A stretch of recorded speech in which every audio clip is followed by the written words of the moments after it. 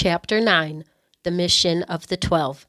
When Jesus called the 12 together and gave them power and authority over all demons and to cure diseases, and he sent them out to proclaim the kingdom of God and to heal, he said to them, "Take nothing for your journey, no staff, nor bag, nor bread, nor money, nor even an extra tunic. Whatever house you enter, stay there and leave from there. Wherever they do not welcome you, as you are leaving that town, shake the dust off your feet as a testimony against them." They departed and went through the villages, bringing the good news and curing diseases everywhere. Herod's perplexity. Now Herod the ruler heard about all that had taken place, and he was perplexed because it was said by some that John had been raised from the dead, by some that Elijah had appeared, and by others that one of the ancient prophets had arisen. Herod said, "John I beheaded, but who is this about whom I hear such things?" And he tried to see him. Feeding the 5,000. On their return, the apostles told Jesus all they had done. He took them with him and withdrew privately to a city called Bethsaida. When the crowds found out about it, they followed him and welcomed them and spoke to them about the kingdom of God and healed those who needed to be cured. The day was drawing to a close, and the 12 came to him and said, "Send the crowd away so they may go into the surrounding villages and countryside to lodge and get provisions, for we are here in a deserted place." But he said to them, "You give them something to eat." They said, "We have no more than 5 loaves and 2 fish, unless we are to go and buy food for all these people." For there were about 5,000 men. And he said to his disciples, "Make them sit down in a group of 50 each." They did so and made them all sit down. And taking the 5 loaves and the 2 fish, he looked up to heaven and blessed and broke them and gave them to the disciples to set before the crowd. And all ate and were filled. What was left over was gathered up, 12 baskets of broken pieces. Peter's declaration about Jesus. Once when Jesus was praying alone with only the disciples near him, he asked them, "Who do the crowd say that I am?" They answered, "John the Baptist, but others, Elijah, and still others, and that one of the ancient prophets have arisen." He said to them, "But who do they say I am?" Peter answered, "Messiah of God." Jesus foretells his death and resurrection. He sternly ordered and commanded them not to tell anyone, saying, "The Son of Man must undergo great suffering and be rejected by the elders, chief priests, and scribes, and be killed, and on the 3rd day be raised." Then he said to all of them, "If any want to become my followers, let them deny themselves and take up their cross daily and follow me. For those who want to save their life will lose it, and those who lose their life for my sake will save it. What does it profit them if they gain the whole world but lose or forfeit themselves?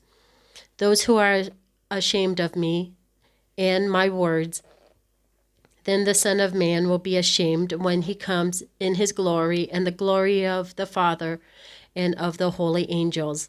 But truly, I tell you, there are some standing here who will not taste death before they see the kingdom of God. The Transfiguration. Now about 8 days after these sayings, Jesus took with him Peter and John and James and went up on the mountain to pray.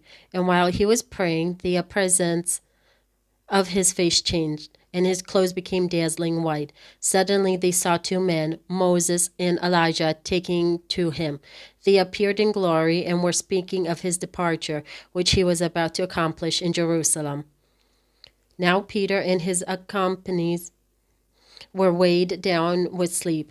But since they had stayed awake, they saw his glory, and then the 2 men who stood with him. Just as they were leaving him, Peter said to Jesus, "Master, it is good for us to be here. Let us make 3 dwellings, one for you, one for Moses, and one for Elijah," not knowing what he said.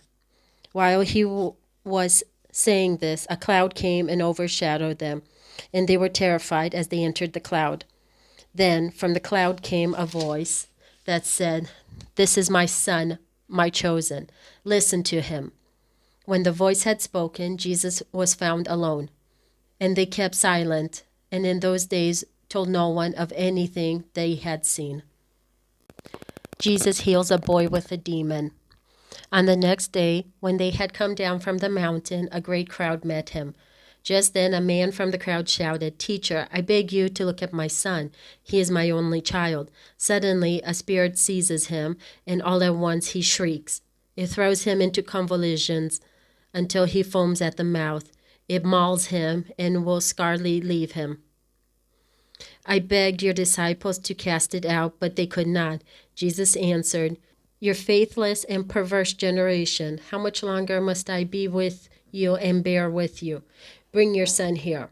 While he was coming, the demon dashed him to the ground in convulsions. But Jesus rebuked the unclean spirit, healed the boy, and gave him back to his father. And all were astonished at this greatness of God. Jesus again foretells his death. While everyone was amazed at all that he was doing, he said to his disciples, "Let these words sink into your ears. The Son of Man is going to be betrayed into human hands." But they did not understand the saying. Its meaning was concealed from them so that they could not perceive it, and they were afraid to ask him about this saying. True greatness. An argument arose among them as to which one of them was the greatest. But Jesus, aware of their inner thoughts, took a little child and put it by his side. And he said to them, "Whoever welcomes this child in my name welcomes me. And whoever welcomes me, the one who sent me, for at least among all of you is the greatest." Another exorcist. John answered, "Master, we saw someone casting out demons in your name, and we tried to stop him, because he does not follow us." But Jesus said to him, "Do not stop him, for whoever is not against you is for you." A Samaritan village refuses to receive Jesus. When the days drew near for him to be taken up, he set his face to go to Jerusalem, and he sent his messengers ahead of him. On their way, they entered a village of the Samaritans to make ready for him. But they did not receive him, because his face was set towards Jerusalem. When his disciples, James and John, saw it, they said, "Lord, do you want us to command fire to come down from heaven and consume them?" But he turned and rebuked them. Then they went on to another village. Would-be followers of Jesus. As they were going along the road, someone said to him, "I will follow you wherever you go." And Jesus said to him, "Foxes have holes, and birds of the air have nests, but the Son of Man has nowhere to lay his head." To another he said, "Follow me." But he said, "Lord, first let me go bury my father." But Jesus said to him, "Let the dead bury their own dead. But as for you, go and proclaim the kingdom of God." Another said, "I will follow you, Lord, but let me first say farewell to those at my home." Jesus said to him, "No one who puts a hand to the plow and looks back is fit for the kingdom of God." Please continue to chapter 10.